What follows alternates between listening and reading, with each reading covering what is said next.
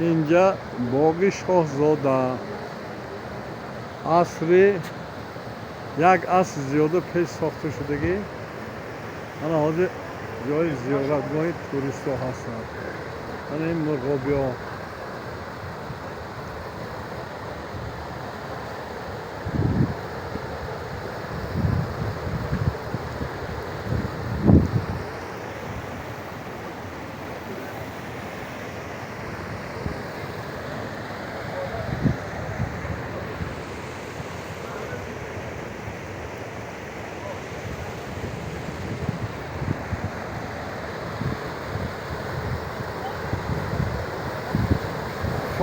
خو مرغابی انا درونی آب غوغو کرده رفته و این چون در شهر سنت پترزبورگ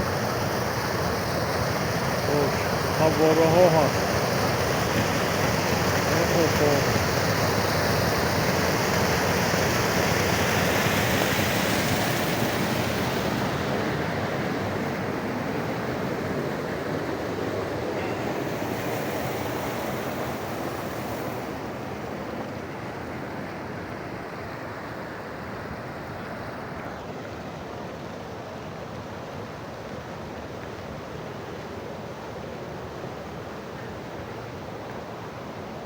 چنارهای خیلی قدیمه، ارچه ها بلندیش تقریبا 30-40 متر.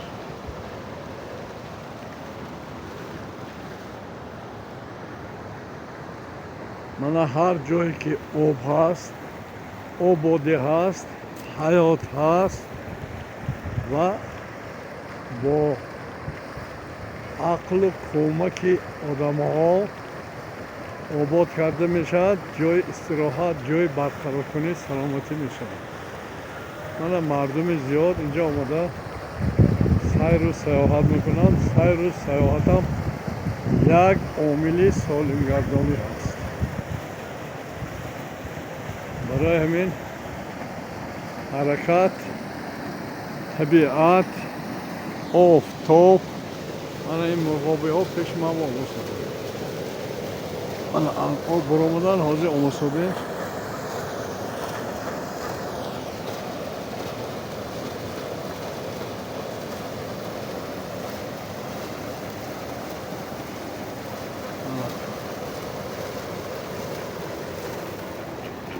هی!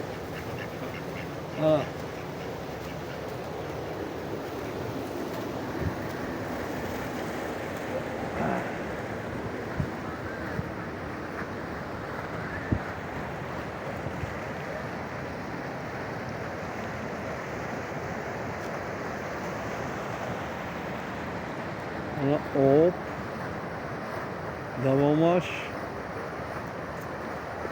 10 شرشره هست. فکرم زیادتر است. من تقریبا شمردم 10-15 شرشره که از بالا بینه دیگه برف ها آب میشن.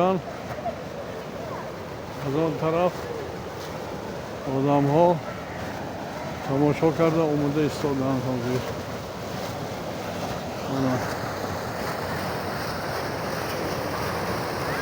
شرشر آب دریا، الله گوید بحر ما، آرام کند عصب را، جوره بیا خواب نما. من اینا دخترهای زیبای کرمان، فکرم اینا طلبه های مکتب هستن.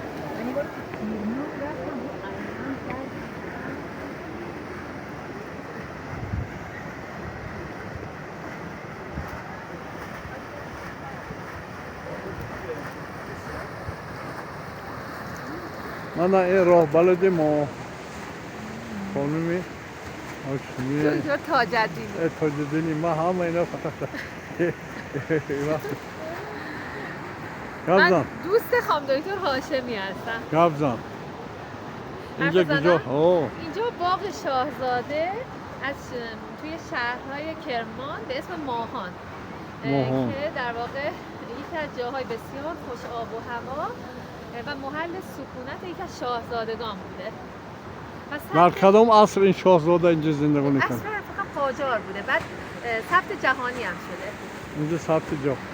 اینجا چند تا این خیلی آفشور هست. زینه‌پای شمردگی هستی 15 تا یا 10 تا. فکر کنم 10 تا. حالا 10 خانم تا. افشار آره. ولی خب بسیار پرآب و سرسبزه. خانم افشار این دوران چیه؟ قاجاره؟ دوران قاجاره یا نه؟ بله ما دوران قاجار. و میگن چند تا از این چیا هسته؟ 10 تا یا 15 تا؟ نمیدونی دقیقاً. من تقریبا شمردم از 10 زیاد است. آره بیشتر از 10 تا فکر کنم، آره. ولی بارندگی شده پرآب شده. بارون زیاد باریده. بارون زیاد بود. این آب از کانال. از کانال. کانال می‌دونی چیه؟ همونه کانال چی؟ کانال. کوه. از زیر کوه کوه. میاد داره. زیر کوه آره. چاه میزنن، چاهای از چاه. پشت از سر چاه، بله. هم میزنن، آب رو هدایت میکنن. من گفتگی هستم که آب شفا، آب شفا آب شفا. از زیر سنگ و قله ها تیز تیز برا بر صد درد تو دوا. آب این دوا هست، آب شفا هست، آب بهترین دارو در جهان است. حالا شما از آب انرژی گرفتید. حالا این قانون تبسم کرد.